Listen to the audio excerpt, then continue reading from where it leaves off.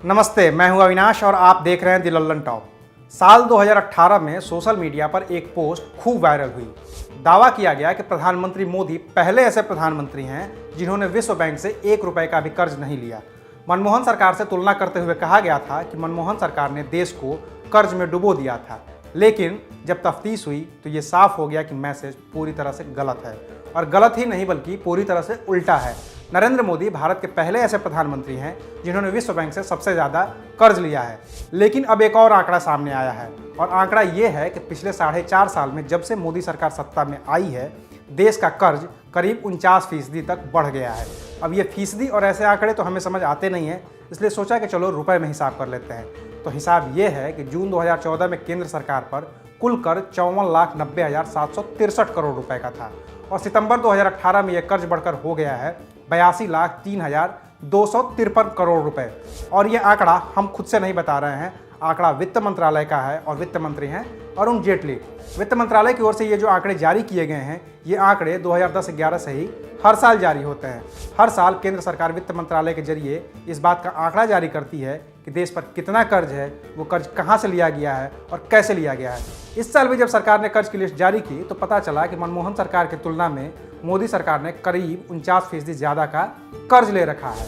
इस रिपोर्ट में कहा गया है कि पब्लिक सेक्टर का कर्ज 2014 में 48 लाख करोड़ रुपए था। 4.5 साल में इसमें भी बढ़ोतरी हुई है, और ये अब 73 लाख करोड़ रुपए तक पहुंच गया है। इन 73 लाख करोड़ रुपए में भी 68 लाख करोड़ रुपए देश के अंदर से लिया गया कर्ज है।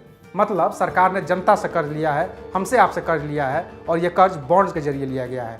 और ये वो कर्ज है जिसे हम और आप बचपन से सुनते आ रहे हैं कि भारत में बच्चा पैदा होता है तो इतने रुपए का कर्ज लेकर पैदा होता है। यही कर्ज अब बढ़ गया है और बढ़कर करीब 54,000 रुपये प्रति व्यक्ति हो गया है। इसके अलावा 2014 तक जो मनमोहन सरकार थी उसने गोल्ड बॉन्ड के जरिए कोई लोन नहीं ले रखा था, लेकिन पिछले 4.5 साल में मोदी सरकार ने गोल्ड बॉन्ड के जरिए 9,089 करोड़ रुपए का लोन लिया है। वित्त वर्ष 2018-19 के पहले 8 महीने में सरकार का राजकोषीय घाटा 7.17 लाख करोड़ रुपए का था, जो तय टारगेट से 6.24 लाख करोड़ रुपए के 114% से भी ज़्यादा हो गया है। यानी सरकार पहले से ही अपनी तय सीमा से ज़्यादा पैसा खर्च कर चुकी है। देश के आर्थिक हालात सुधारने के लिए मोदी सरकार का राजकोषीय घाटा कम करने पर खासा जोर था। सरकार की कुल कमाई और खर्च के अंतर को राजकोषीय घाटा कहते हैं। इसी से पता चलता है कि सरकार को कितनी उधारी की ज़रूरत है। ज़्यादा खर्चा करने से राजकोषीय घाटा बढ़ जाता है। अब इतना कर्ज तो हो गया, लेकिन ये हुआ कैसे, इसकी बहुत से राष्ट्रीय और अंतर्राष्ट्रीय वजह हैं। खुद वित्त मंत्रालय ने ही कर्ज बढ़ने की वजहें बताई हैं। पहली वजह, अंतर्राष्ट्रीय बाजार में कच्चे तेल के दाम में बढ़ोतरी। दूसरी वजह, डॉलर के मुकाबले में कमज़ोर हो गया रुपया।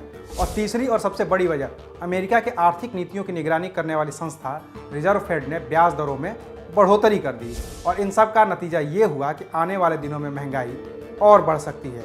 और ये भी हम खुद से नहीं कह रहे हैं, ये भी कहना है रिजर्व बैंक का। जब उर्जित पटेल पिछले दिनों रिजर्व बैंक के गवर्नर थे तो उन्होंने कहा था कि 2019-20 की पहली तिमाही के दौरान महंगाई की दर 3.8 से 4.2% तक रह सकती है।